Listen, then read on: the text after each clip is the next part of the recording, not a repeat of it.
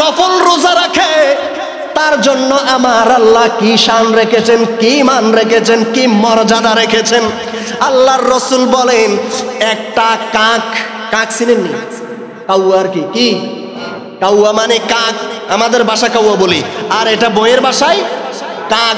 আল্লাহর রাসূল বলেন একজন মানুষ যদি, একজন আমার উম্মত যদি একটা নফল রোজা, কয়টা? সবাই কয়টা?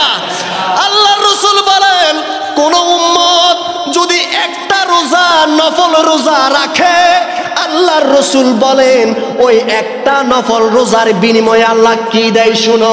একটা কাক যখন থেকে উড়তে শুরু করে, সুবহানাল্লাহ, একটা কাক যখন থেকে উড়তে শুরু করে, এই উড়তে উড়তে উড়তে উড়তে ওই কাক যখন বৃদ্ধ হয়ে মারা যায়, যতটুকুন পর্যন্ত সে পৃথিবীর মধ্যে উড়তেছিল, জায়গা যতটুকুনের মধ্যে সে উড়েছে, আল্লাহর রাসূল বলেন ওই একটা নফল রোজা রাখনেওয়ালা ব্যক্তির কাছ থেকে, একটা নফল রোজা যেই ব্যক্তি রেখেছে তার কাছ থেকে আল্লাহ জাহান্নাম তার সেইতে দূরে নিয়ে যায়।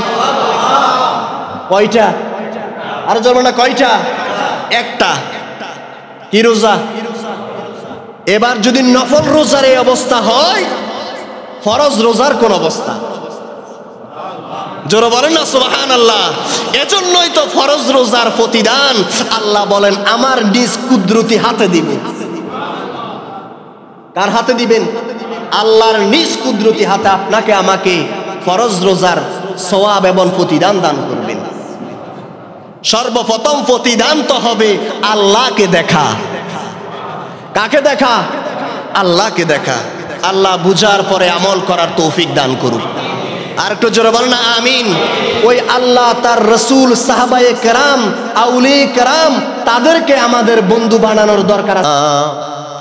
দাঁত থাকিতে দাঁতের মূল্য দিলি না, মন দিলি না, মা বাবা তোর কত আপন বুঝলি না, মনে বুঝলি না, মা বাবা তোর কত আপন বুঝলি না, মনে বুঝলি না, দাঁত থাকিতে দাঁতের মূল্য দিলি না, মন দিলি না,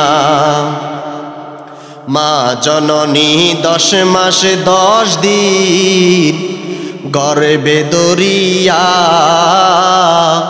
বুকের দুধ পান করাইতেন রাত্র জাগিয়া, মা জননী 10 মাস 10 দিন গর্ভে ধরিয়া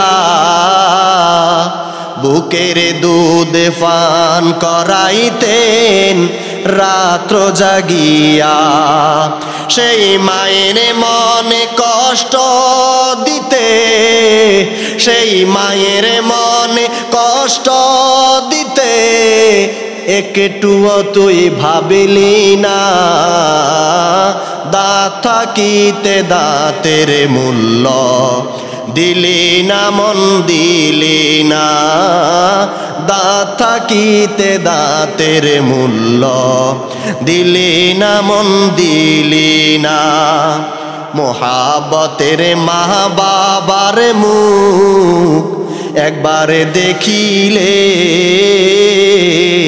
কবুল হওয়া একটি সব, কবুল হওয়া একটি হজের পুণ্য মিলে, মোহাব্বতে মা বাবার মুখ একবার দেখিলে কবুল হওয়া একটি হজের পুণ্য মিলে, হাতের কাছে জান্নাত পেয়ে, হাতের কাছে জান্নাত পেয়ে কদর করলি না, দাঁত থাকিতে দাঁতের মূল্য, সবাই দাঁত থাকিতে দাঁতের মূল্য,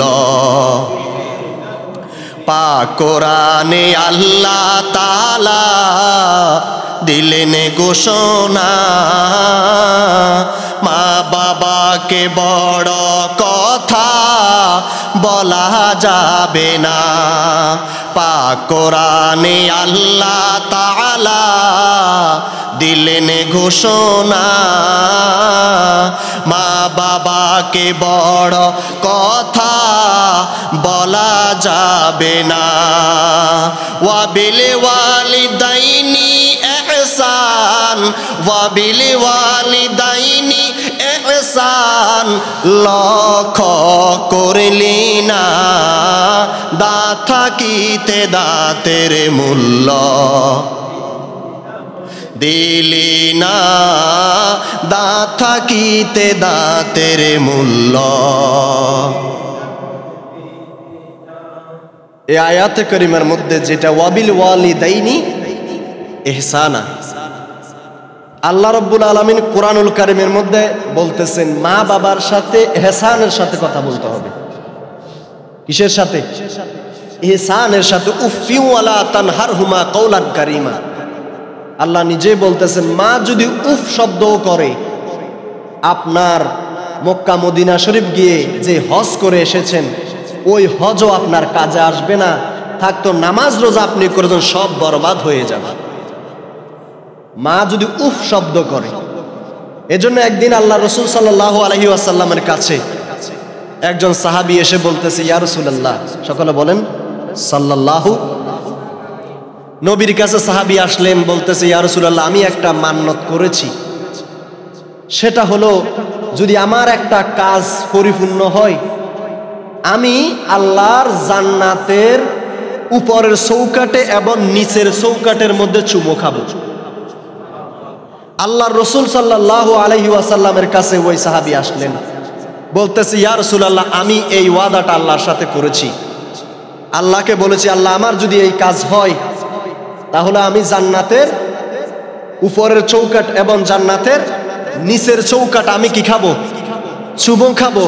ইয়া রাসূলুল্লাহ, আমি মনে করেছি এই কাজ হবে না, কিন্তু এই কাজ তো অতি সহজ হয়ে গেছে।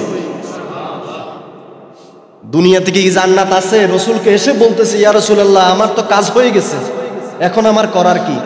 আল্লাহর নবী সাল্লাল্লাহু আলাইহি ওয়াসাল্লাম বলেন তোমার ঘরে যাও, তোমার মায়ের কদমে চুমা দাও, ওইটা আল্লাহর জান্নাতের চৌকাট। আল্লাহর জান্নাতের নিচের চৌকাট হলো মায়ের কদমের নিচে। বলতেছে আল্লাহ রাসূল বলতেছে যাও তোমার বাবার কপালে চুমা দাও। সুবহানাল্লাহ, তোমার বাবার কপালে চুমা দাও, তোমার বাবার কপাল হলো আল্লাহর জান্নাতের উপরের চৌকাট। সাহাবা তো অবাক হয়ে গেছেন, আমি নিয়ত করলাম, মান্নত করলাম, এখন তো আমার কাজ হয়ে গেছে, আমি মনে করছি হবে না, কিন্তু কাজ যখন আল্লাহ আমার দিয়ে হয়ে গেছে এখন আমি কি করবো? আল্লাহ রাসূল বলে টেনশন করার দরকার নাই, কারণ মা বাবার কদমে, মায়ের কদমের নিচে আল জান্নাতু তাহতা আকদামুল উম্মাহা, মায়ের কদমের নিচেই আমার আল্লাহ জান্নাত রেখেছেন। তাহলে মায়ের কদমে চুমা দেওয়া মানে জান্নাতের চৌকাটে চুমা দেওয়া, বাবার কপালে চুমা দেওয়া মানে জান্নাতের উপরের চৌকাটে চুমা দেওয়া। জোরে বলেন না সুবহানাল্লাহ। তাহলে ওই মা বাবার সাথে কোনো প্রকার বেয়াদবি করা যাবে? একটু কথা বলেন না, করা যাবে কেন? কারণ এই মা বাবাই আপনার জান্নাত, এই মা বাবাই আপনার জাহান্নাম। ঠিক কিনা বলেন? মা বাবা জান্নাত, মা বাবা জাহান্নাম, এটা বলার পরে সাহাবায়ে কেরাম বলে ইয়া রাসূলুল্লাহ, মা বাবা জান্নাত ঠিক আছে, জাহান্নাম কিভাবে?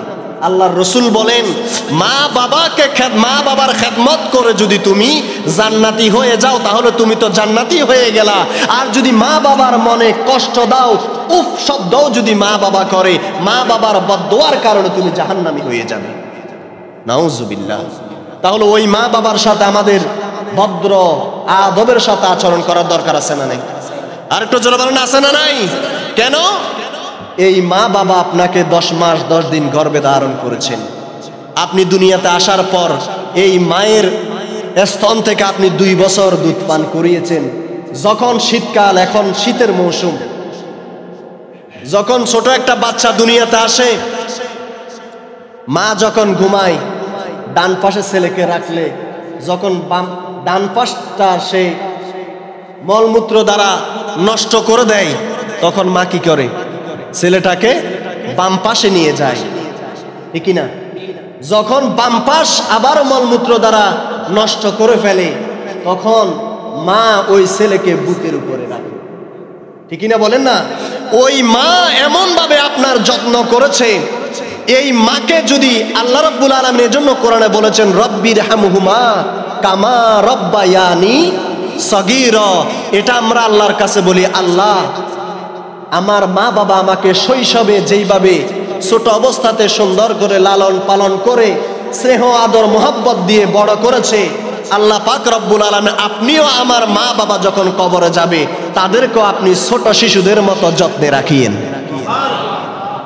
তাহলে ওই মা বাবাকে আমরা এখন মা বাবার কথা অনুযায়ী আমরা কি করি না, চলি না? মা বাবা আল্লাহর রসুল শিখায়, আমরা তা শিখি না। আমাদের বন্ধুত্ব হওয়ার কথা ছিল, মা আল্লাহ আল্লাহর রসুলের কথা শিক্ষা দিচ্ছে, ওই আল্লাহ এবং তার রসুলই তো আমাদের বন্ধু হওয়ার কথা, ঠিক না বলেন? কারণ মা বাবা কোনোদিনও কি ছেলের কষ্ট চায়?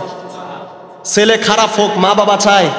মা বাবা সব সময় চায় আমার ছেলে যেন ভালো হয়, সুসন্তান হয়, সমাজে যেন আমার ছেলের দ্বারা আমার সম্মান বাড়ে, ঠিক না বলেন? কিন্তু এখন এমন সন্তান মা বাবার কারণে, মা বাবার ছেলের কারণে মা বাবা লাঞ্ছিত হয়, আছে না নাই? আল্লাহ পাক রব্বুল আলামিন বুঝার তৌফিক দান করুন। আর একটু জোরে বলেন আমিন। আল্লাহ রাব্বুল আলামিন পবিত্র কালামুল্লাহ শরীফে সূরা ফুরকানের মধ্যে এক টুকরা আয়াত করিমা, দুইটা আয়াত করিমা আমি পড়লাম। এমনিতে মাস এটা হলো রজব মাস। কি মাস? রজব মাস। রজব মাসের মধ্যে এই রজব মাস এমন একটা মাস, স্বয়ং এই রজব মাস আল্লাহ রাব্বুল আলামিন বলেন আমি আল্লাহর মাস। রজব মাস কার মাস? আল্লাহর মাস। আল্লাহ রসুল সাল্লাল্লাহু আলাইহি ওয়াসাল্লাম বলেন রজব মাস আল্লাহর মাস, শাবান মাস আমি রসুলের মাস, আর রমজান মাস আমার উম্মতের মাস। আল্লাহর রসুল বলেন আল্লাহর মাসে মানুষ বীজ বপন করে, আমি রসুলের মাসে মানুষ ওই বীজের মধ্যে পানি সেচ দেয় যেন বীজগুলা বড় হয়ে যায়।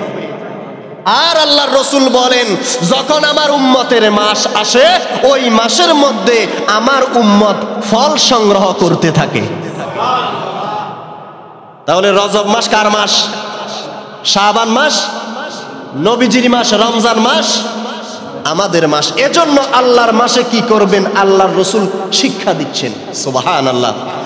আল্লাহর নবী সাল্লাল্লাহু আলাইহি ওয়াসাল্লাম বলেন কোন মানুষ যদি রজব মাসের মধ্যে একদিন রোজা রাখে, কয়দিন? আল্লাহর রসুল বলেন রজব মাসে যদি কোনো উম্মত একদিন রোজা রাখে, আমার নবী বলেন ওই মানুষ যেন একটা বছর রোজা রেখেছে। আল্লাহর নবী এরপরে থামে নাই, আবারও বলতেছেন কেউ যদি রজব মাসের মধ্যে 60টা রোজা রাখে, সুবহানাল্লাহ, 60টা রোজা রাখে, আল্লাহর রসুল বলেন তার জন্য আল্লাহর জাহান্নামের 60টা দরজা বন্ধ হয়ে যায়। আল্লাহর রসুল আবারও বলেন কেউ যদি এই রজব মাসের মধ্যে 8টা রোজা রাখে, কয়টা?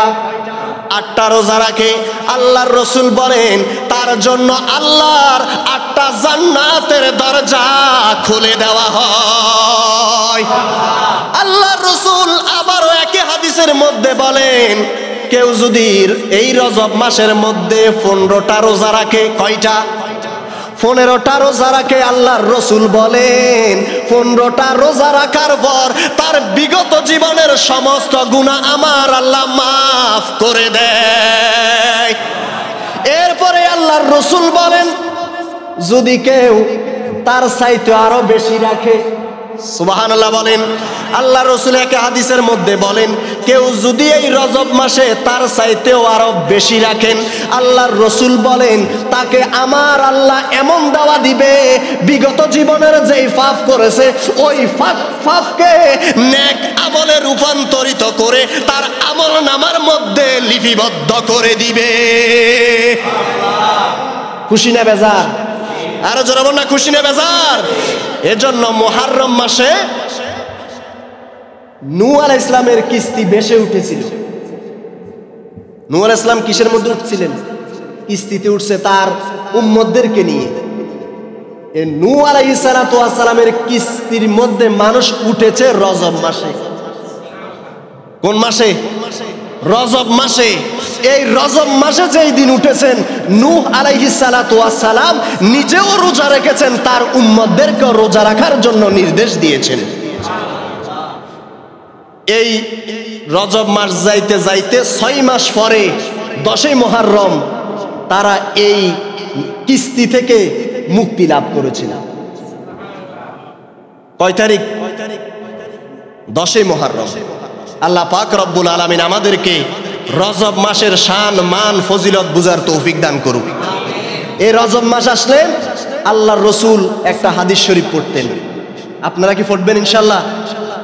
পড়বেন? বলেন ক্বালা, আওয়াজ করে পড়তে হবে। ক্বালা রাসূলুল্লাহ সাল্লাল্লাহু আলাইহি ওয়াসাল্লাম ইযা দাখালা রাজাবুন ক্বালা আল্লাহুম্মা বারিক লানা ফি রাজাবা ওয়া শাবান। একটা জবানও বন্ধ রাখবেন না, মোহাব্বতের আওয়াজে বলেন সুবহানাল্লাহ। আল্লাহর নবী সাল্লাল্লাহু আলাইহি ওয়াসাল্লাম বলেন, যখন রজব মাস আগমন করত, কোন মাস? রজব মাস আগমন করত, আল্লাহর রাসূল এই দোয়াটা পড়তেন, যেই দোয়াটা আল্লাহর রাসূল আমাদের জন্য পড়ার নির্দেশ দিয়েছেন। আল্লাহর রাসূল বলেন, যখন রজব মাস আসতো আমি আল্লাহর রাসূল বলতেন, হে আল্লাহ, রজব ও শাবান মাসকে আমাদের জন্য বরকতময় করে দেন। সুবহানাল্লাহ। কিময় করে দেন? বরকতময় করে দেন। আল্লাহর রাসূল বলেন, এই বরকত পেতে পেতে যেন আমরা রমজানে পৌঁছে যাই। বরকত পেতে পেতে কোথায় পৌঁছে যাই?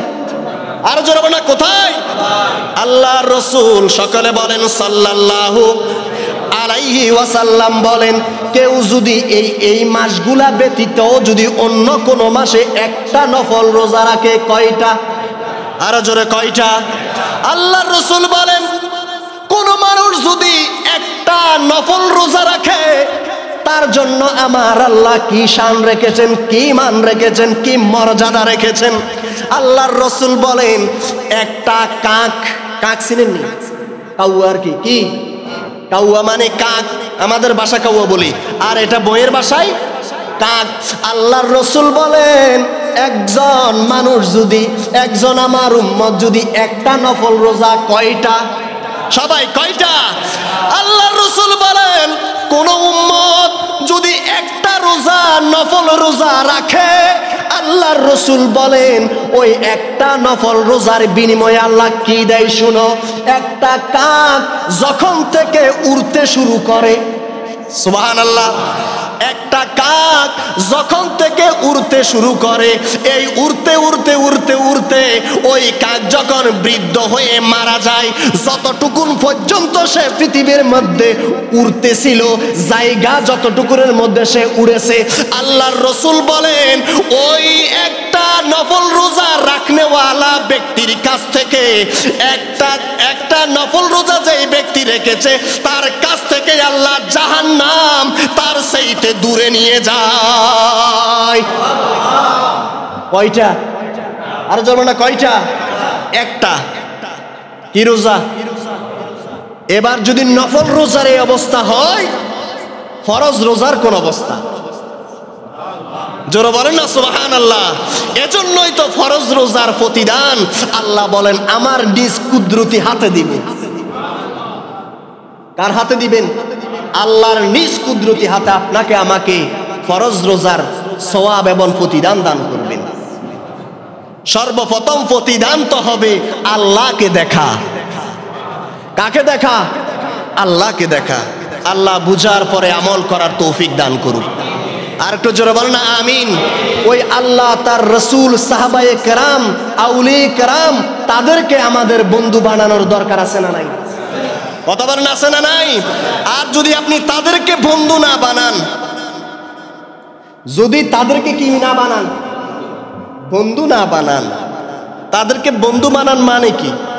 তারা যে সৎ কাজগুলা করেছে তা আমরা করব, যেগুলা থেকে নিষেধ করেছেন তা থেকে আমরা বিরত থাকব, যা নিষেধ তা করব না, যা আদেশ দিয়েছেন তা করার চেষ্টা করব। ঠিক কিনা বলেন? আর যদি আপনি না করেন, আর যদি আপনি তাদেরকে বন্ধু না বানান, তাহলে আপনার অবস্থা কি হবে? কোরআনুল কারীমের মধ্যে আল্লাহ বলতেছেন, সকলে বলেন আউযু বিল্লাহ, বিসমিল্লাহির দেখেন আল্লাহ বলতেছেন ওয়া ইয়াউমা ইয়া'আদ্দুয যালিমু আলা ইয়াদাইহি। আল্লাহ বলতেছেন যদি কোনো মানুষ আল্লাহ, তার রসুল, সাহাবায়ে কেরাম, আউলিয়ে কেরাম, যারা ইহদিনাস সিরাতাল মুস্তাকিমের মধ্যে ইস্তেকামত ছিলেন, যারা ইয়াকা না'বুদু ওয়া ইয়াকা নাস্তাঈন, যারা আল্লাহর ইবাদত করে আল্লাহর কাছ থেকে নিয়ামত প্রাপ্ত হয়েছেন, তাদেরকে যদি আপনি বন্ধু না বানান, তাদেরকে যদি আপনি অনুসরণ না করেন, আল্লাহ বলতেছেন তখন তারা জুলুমবাজ জালেম হয়ে যাবে। আর জালেম হয়ে যাওয়ার পর তারা যখন কবরে যাবে, তখন তারা কি করবে? হাসরের মাঠে তারা তাদের হাত কামড়াইতে থাকবে। আরো জোরে বলেন, কি কামড়াইতে থাকবে? হাত কামড়াইতে থাকবে। এবং তারা আফসোস করবে। কি করবে? আফসোস করবে। যদি তারা আল্লাহর রসুলের কথা শুনতো, তাহলে তাদের এই অবস্থা হতো না। এজন্য এরপরে বলতেছেন আপনি আর আমি বলবো, তখন আপনি আর আমি কি তখন বলবো ইয়া ওয়াইলাইতা লাইতানি লাম আত্তাখিয ফুলানান খালিলা। তখন আমরা বলবো হায় আফসোস, আমি যদি দুনিয়াতে রাসূলুল্লাহ সাল্লাল্লাহু আলাইহি ওয়াসাল্লামকে বন্ধুরূপে গ্রহণ করতাম। কাকে? নবীকে যদি আমরা বন্ধুরূপে গ্রহণ করতাম, তাহলে আজকে আমাদের এই অবস্থা হতো না। বলতেছে হায় আফসোস, দুর্ভাগা, আমি যদি ভিন্ন ধর্মের বা ভিন্ন মানুষের, যারা আল্লাহর রাসূল চিনে না, যেই বন্ধু আপনাকে সিগারেট ধরিয়ে দিয়েছে, যেই বন্ধু আপনাকে জেনার দিকে নিয়ে গেছে, যেই বন্ধু আপনাকে মিথ্যা শিক্ষা দিয়েছে, যেই বন্ধু আপনাকে সব সময় খারাপ কাজের মধ্যে লিপ্ত রেখেছে, তখন আপনি আর আমি বলবো হা আফসোস, যদি আমি ওই বন্ধু ও তাকে যদি আমি বন্ধু রূপে গ্রহণ না করতাম, তাহলে আজকে আমার এই অবস্থা হতো না। ঠিক কিনা বলেন? তখন আপনি আফসোস করবেন। এটা আমার কথা না, এটা কোরআনেই বলতেছে। আল্লাহ কে বলতেছেন? আল্লাহ নিজেই বলতেছেন হায় আফসোস, আমি যদি অমুককে বন্ধুরূপে গ্রহণ না করতাম, তাহলে আমার আজকে আর এই অবস্থা হতো না। হাসরের মাঠে আফসোস করলে আর কোনো কাজে আসবে? আরো জোরে বল না, আসবে? দেখেন আমরা জানাজার মাঠ দাঁড়িয়ে গেছি, জানাজাতে সেখানেও কথা বলে, সেখানেও হাসে, সেখানেও রং তামাশা করে। কথা বলে না কেন? সেখানে কল আসলে মিথ্যা বলে অজুহাত দেয়, আছে না নাই? সে এটা চিন্তা করে না এই মানুষ লাশটা যে আমার সামনে নিস্তব্ধ হয়ে গেছে, একদিন তো সেও আমার মতো লড়াচড়া করতো, আমার মতো কথা বলতো। ঠিক কিনা বলেন? কিন্তু তার ভিতরে জানাজার মাঠে দাঁড়িয়েও মৃত্যুর কথা তার স্মরণ কি? দুনিয়াদারি কি? সেখানে গেছে, তাড়াতাড়ি করে না কেন? গুতাগুতি শুরু হয়ে যায়। ঠিক কিনা বলেন না? আর শেষ বিদায় দিবে, সে কেন দাঁড়াইতে চাই না? সে আবার কিরকম বন্ধু? শেষ বিদায় দিবে, মানুষটার সাথে আর কোনোদিনও দেখা হবে কথা বলেন না হবে? ওই জায়গায় তো হুজুরকে বলেন তাড়াতাড়ি করেন। কি করেন? তাড়াতাড়ি করেন, দেরি হয়ে যায়, কাজ আছে। শুধু কি আপনার কাজ নাই, মানুষের তো কাজ আছে। মূলত তারই সমস্যা, ঠিক কিনা বলেন? আমরা মসজিদে আসলেও আমাদের তাড়াহুড়া, কখন বের হব। এর জন্য তো আল্লাহ রসুল বলেছেন শয়তান মসজিদে বেশি অনেকক্ষণ থাকতে চাই না, ঠিক কিনা বলেন না? শুধু তাড়াহুড়া, কোন সময় 5 মিনিট, 10 মিনিট, 2 মিনিট, সমস্যা হয়ে গেছে। সব মাতবরি সরদারি মসজিদে এসে দেখাতেছে, ঠিক কিনা বলেন না? আর বেহায়াপনা যেখানে চলে সেখানে মাতবরি চলে। হুঁশিয়ার, সাবধান। হাসাহাসি করবেন, এই মসজিদ কার ঘর? আরো জোরে বলেন কার ঘর? এই মসজিদের মধ্যে কোনো মাতবরি সরদারি চলবে না। আদবের সাথে 2-1 মিনিট এলোমেলো হতেই পারে। আমরা শুধু টাইমের দিকে তাকাই থাকি। আরে সারাক্ষণ 24 ঘন্টা যে আপনি এক ওয়াক্ত নামাজ পড়তে মসজিদে আসেন না, তখন আপনি ঘড়ির টাইমের দিকে দেখতে পারেন না, ঠিক কিনা বলেন? আল্লাহ বুঝার তৌফিক দান করুক। 5 ওয়াক্ত নামাজের দরকার আছে না নাই? আরো জোরে বলেন আছে না নাই? কাউকে ইন্ডিকেট করে বলার কোনো দরকার নাই, যেটা বাস্তব সেটাই বলতেছি। এখন জুমার মধ্যে দেখেন সব কানায় কানায় ভরপুর, কিন্তু 5 ওয়াক্তে নাই, ঠিক কিনা বলেন? এই যে 10-20 মিনিটের জন্য জুমা মসজিদেও আসে, সেখানেও তাড়াহুড়া করে। কথা বলেন না কেন? তখনও টাইম দেখাই দেয় হুজুরকে। হুজুর মনে হয় অশিক্ষিত, টাইম ছিলেন। আল্লাহ হেফাজত করুন। আল্লাহ পাক রব্বুল আলামিন আমাদের সবাইকে ফানজাগানা মুসল্লি হিসাবে কবুল করুক। এই নামাজ ছাড়া আপনার আর আমার রসুলের উম্মত বলে স্বীকৃতি দেওয়ার কোনো সুযোগ, কারণ এই নামাজ পড়লে রসুলকে মানা হয়ে যায়, আর রসুলকে মানলে আল্লাহ পাওয়া যায়। আল্লাহ পাক রব্বুল আলামিন। আচ্ছা, একটা দাওয়াত আপনাদের জন্য। আমাদের